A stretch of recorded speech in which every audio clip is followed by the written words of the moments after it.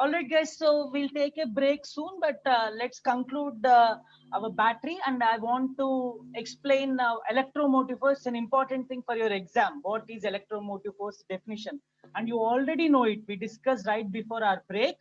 And electromotive force, it's again like potential difference. It's the work done.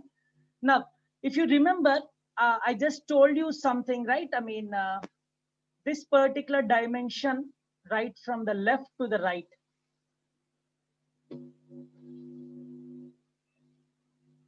between the plates. We are talking about an extreme case where this dimension is d, the length or whatever, d. Now, a force Fc, let's imagine there is a force. I'll use, let's say, green color. And this particular ion, which is very close to the left plate, and it needs to be pulled from here, and all the way it needs to be carried towards this direction. And in the same way, this negative ion, which is close, of course here it's not very close, but I want you to imagine it's almost near that plate. This one also needs to be pulled from this location all the way towards that location. So the force, you know what is the you know that the force acting over here is Fc, not Fe, guys. Essentially it's not the electric force. If you remember, that electric force is because of the plates. The plates will push these ions inside. That's the electric force. But the chemical force is the electrolyte that is pushing them towards the plates. So Fc is the thing that is doing the work. So the total work done on an ion or on all the ions is essentially, so work done is equal to force into displacement, right? And the displacement over here, the maximum displacement for extreme cases is small d. So Fc into d. Now, that is the total work done on all the charges. But what if we talk about a single charge? What is the work done on a single charge? So that will become W by a single charge, Fc into D by a single charge. And this particular physical quantity is called electromotive force. And just like potential difference is also work done per charge. Electromotive force is also work done per charge. So both of them share the same units. Work done, units of work done is joules. Q is coulomb. Okay, Q is coulomb. So joules per coulomb, and overall the SI unit for electromotive force is volts with a capital V. Okay, so why capital? Because anything that comes from scientists, we use capitals. So that's the electromotive force. And to put it in words, in simply, it is the work done to move a positively charged particle. Please observe carefully. It is the work done to move a positively charged particle from a negative plate towards the positive plate. Or EMF is also defined as, it is the work done on a negatively charged ion from the positive plate towards the negative plate.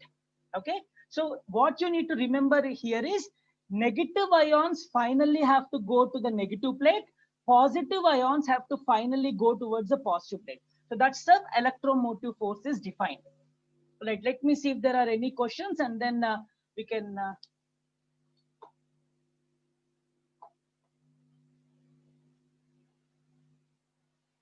all right, so we have Shankar Vardhan again. Shankar Vardhan. Again, I have, sir, I have to remove Shankar Vardhan, unfortunately.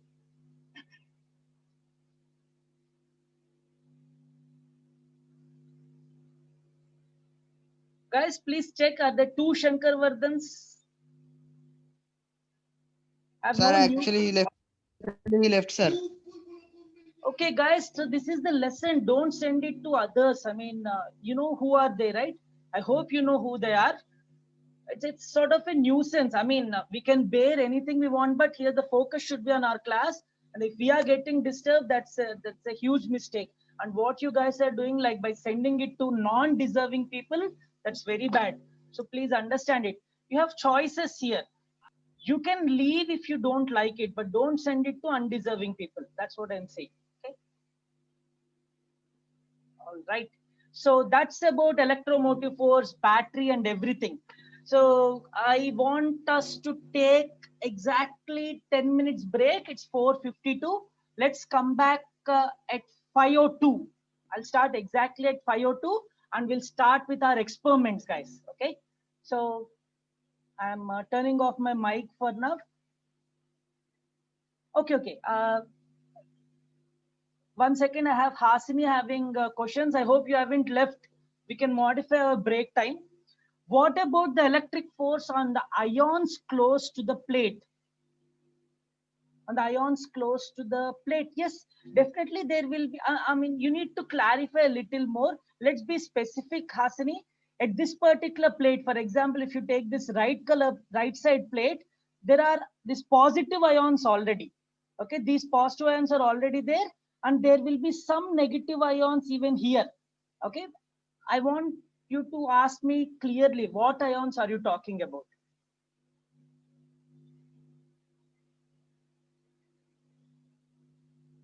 So there will be electric force, definitely. I mean, here chemical force is greater than the electric force, but electric force will definitely be there. Here, some of the positive ions which is pushed by the chemical force, that will be a little bit resisted by the electric force. But if chemical force is greater than the electric force, definitely this positive ion will eventually come towards the positive plate. It depends on the stage of this battery. Which stage are we talking about? Is it Fc greater than Fe, or is it Fc equal to Fe? Something like that we have to consider. Now, before we close, I want to say something, guys, practical aspect. If you remember, I want to talk about all the three things. I want to talk about Amrit has another question. I'll address that question. But everyone, please listen. Three things I want you to remember practically. Whenever you hear the word electric current, I want you to think about how many electrons, how fast they are moving. Okay. Because we are talking about wires. Electric current means how many electrons, how fast they are moving. Now, whenever you think about potential difference, I want you to think about how much energy is utilized by an instrument, a bulb or a TV or whatever, or how much energy is wasted on the instrument. Because I'm telling it wasted because battery is losing that energy. That's the potential difference. And whenever you talk about EMF, I want you to think that EMF is the energy supplied by the power supplier, the battery. These are the practical aspects. Whenever you hear EMF, it's the energy supplied by the power supplier. I want to clarify another thing. There is a tendency, even in many teachers, whenever we say EMF, they only think about batteries. Not essentially. Any power supplier can be an EMF supplier. That means here battery, chemical energy is the power supplier. So that's EMF. For generators, the motion, rotor motion for generators, that is the power supply. That is where EMF comes in. For solar panels, that photovoltaic cells, we call it as photovoltaic cells, there the light energy is the power supply. So EMF comes from light energy. So EMF is a general word, not specific to batteries. All right. So one last question before the break. If there are any questions, we can come back. So I have Amrit asking me, is the EMF same as the output voltage? No, Amrit. When you connect this battery to an output supply, like a wire with a bulb or something, some of the energy gets wasted at these connectors. Okay. The actual energy might be 10.5 volts. But when you use a multimeter or a voltmeter to measure, you'll see only 10 volts. So EMF is greater than the output voltage because there will be some wastages actually. Okay. All right, guys. So right now the time is 4:55 or 4:56. Let's meet back at 5:05. All right. So I'm turning off my mic right now. 5:05. Go ahead, walk around and come back at 5:05. We'll start with experiment.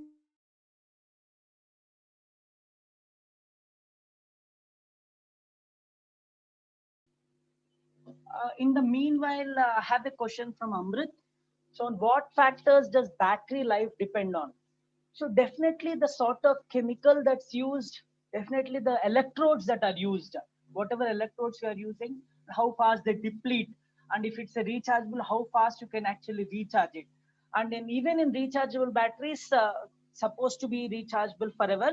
The capacity of it reduces with age. Each time it gets recharged, its age reduces, because still some chemical reactions happen which become reversible.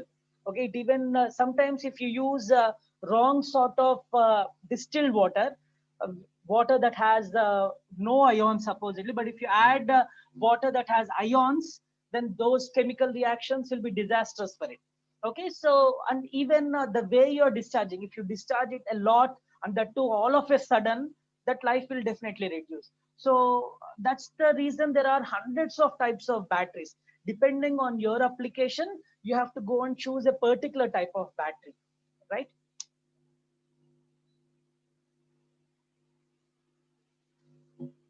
I hope everyone is here. So let's move on. We had, I hope you had a good break. All right, so our target right now is to start with the experiment, that to Ohm's law verification. But before we do Ohm's law verification, I need to show you how a multimeter works. And this is the circuit, guys, the Ohm's law circuit or general circuit. So what's happening over here is you have a battery. You have a battery over here, and from the battery positive, an iron spoke is connected. Our target is to investigate the nature of this iron spoke, how good of a material it is in conducting electricity. That is the target. Okay, so this iron spoke, one side of the the battery positive is connected to the iron spoke. From the second side of the iron spoke, a key or a switch is connected. From the second end of a switch, an ammeter is connected. From the second end of an ammeter, the battery negative is connected. This is called a series circuit. Okay, this is called a series circuit. And voltmeter is connected parallelly. We already discussed about this point. If you remember, it's an important point. Voltmeters measure potential difference.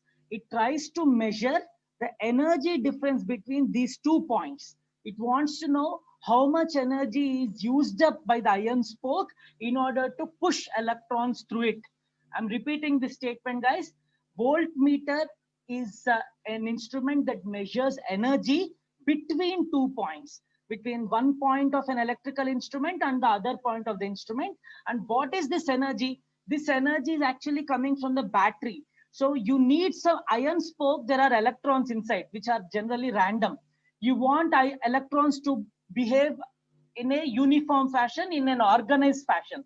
So to make them organized, you have to supply some energy. So that energy is supplied by the battery. So overall, voltmeter's job is to measure the energy that the iron spoke is using up to organize the electron flow inside it. Okay, so since you need to measure the energy between these 2 points, it definitely have to be connected parallelly. Now, what is an ammeter? Ammeter is used to measure the electric current. And electric current, if you remember, it's the number of electrons and how fast they are moving. So obviously, the number of electrons, you want all the electrons to move through the ammeter.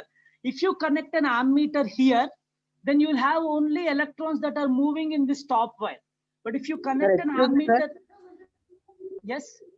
Sir, Sir Shankar Vardhan has joined again, sir. If you please remove him.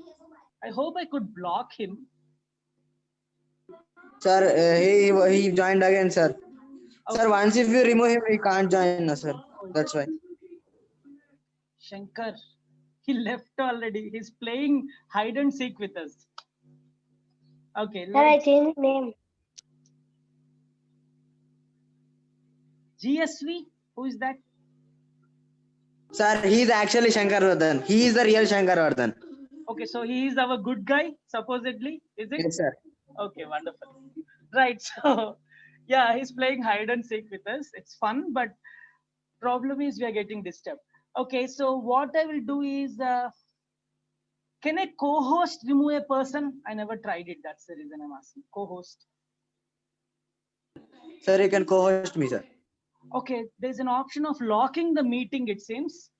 If I lock it, no one new can enter. I hope everyone is no here. one can. Yes, okay. Sir. You can access waiting. Yeah, sir, you can access waiting room. Okay. Anyway, I logged it. No one can come in right now, right? And Shankar is not here. Yay, party.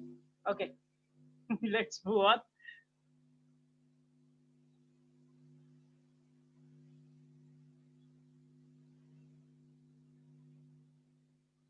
So when I lock, you can't speak to me, is it? One of you try to turn off your mic and speak to me. Sir, we can speak. Okay, wonderful. Wonderful, wonderful. All right, so let's continue. I hope you're following what we are discussing. We are trying to understand all the components in this circuit. So ammeter, we want all the electrons in the circuit to move through the ammeter. So it definitely has to be connected in series. Everything should come into the ammeter. So that's why series. Now let's have some terminal points or whatever. So this is the battery positive. You know this, I guess. Long lead is the battery positive. Short lead is the battery negative. And then you have iron spoke here. Let's just for our comfort, let's use the L and R. L and R means left of the iron spoke is L and right of the iron spoke is R, left and right. And then you have ammeter. And ammeter, the way it needs to be connected is ammeter negative should be towards the battery negative and ammeter positive should be towards the battery positive. Why? The reason is the ammeters are designed in that fashion. If you connect them in reverse, that means positive near the battery negative and negative near the battery positive, then you will get a minus symbol. That means the current measured inside is reverse. So in order to have a positive symbol for current, electric current, this is how you have to, at least the latest machines, the digital machines, ammeter negative should be towards the negative side and positive should be towards the positive side. When I say positive towards the positive, if you follow this wire, positive comes first. And if you follow this wire, negative, negative will be coming. And also voltmeter, similar thing. Voltmeter positive should be towards the positive side of the battery. Voltmeter negative should be towards the negative side of the battery. All right. So that's the overall thing. And everyone, please draw this sketch quickly.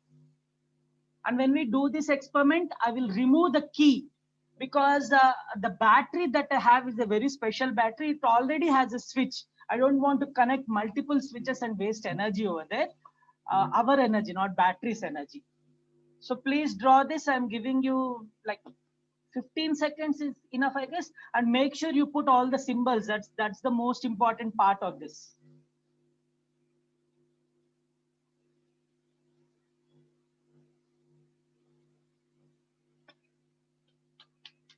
5 more seconds. Don't use scales and stuff, guys. Save time. You can do that later on if you want. All right, so that's the entire circuit. It's okay, put the key in your sketch, but because you're preparing for your exams finally. But what I will do is during making that circuit, I'll not use any additional key or switches. And here I want you to understand how a voltmeter and ammeter works. Only after understanding that, we can actually use this circuit and build and get results.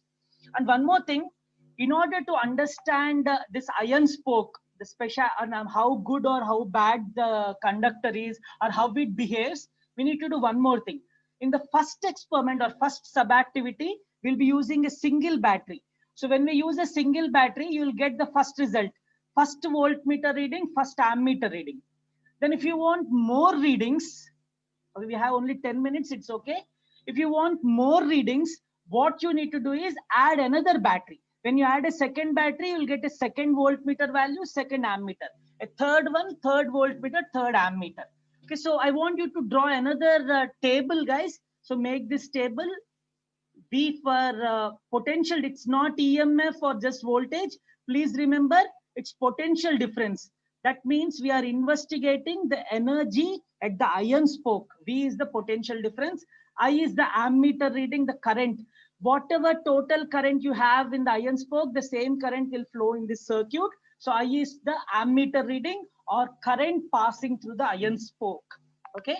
And next one, we'll also do this V divided by I. We need to do that. Leave a little bit of gap underneath so that you can write units. Is it volts or millivolts? I is the amperes. Electric current is measured in amperes. Is it amperes or milliamperes? microamperes, all those units also we need to write. So please also make this table. 10 seconds, guys, quick.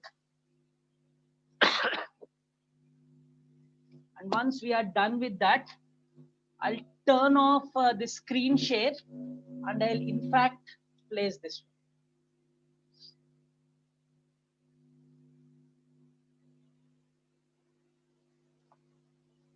I'll use a voltmeter and ammeter. First, I'll demonstrate how they perform, how they work. I'm not going to use the traditional volt and ammeters. I'm going to use a multimeter actually. Okay. Let me have it on a big screen so that you can see some of the values also.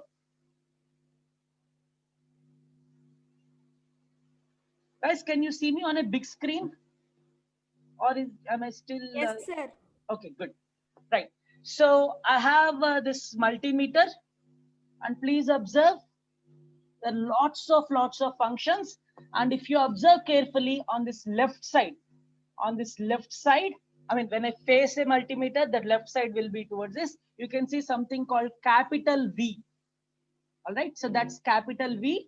What it means is it's a potential difference or voltage, whatever it is, you can measure it by turning the knob towards this direction. Yeah, and it's actually, thank you, Amrit, it's DC, direct current. If you observe carefully, there is a straight line. Okay, one straight line and one dotted line can be seen underneath that V. Whenever you see straight lines, it means DC, direct current. There's another V on the other side. You can see a wave symbol. I'll try to bring it a little closer. It's a wave symbol. It means alternating current. The electric current that comes to our homes, our houses, whatever current we have in the sockets, electric sockets, that's all alternating current, guys, girls. Okay, alternating current, you already know. It's, I mean, this particular machine, special from China, so these cannot withstand the 220 volts. If you try to put them over there, it's dangerous. First of all, you might deep fry this and you might get hurt also. So don't ever try to put these machines in the sockets directly. For that, you need to purchase costly ones and Indian made ones specially. So this one is very cheap. You can find it in market, guys.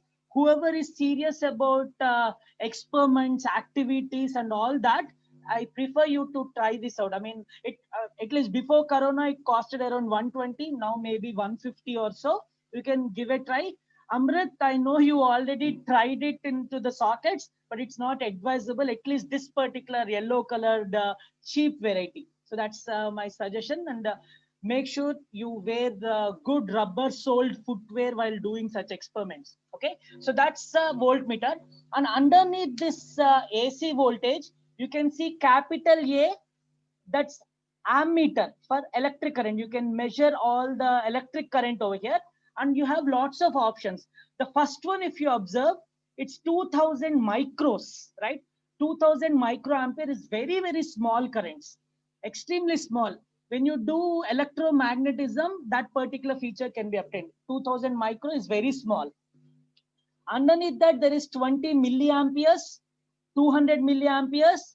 Underneath that, there is 10 amperes. So 10 amperes is really huge. We don't use that much. At least in our experiments, we go to the maximum of 1.5 to 2 amperes.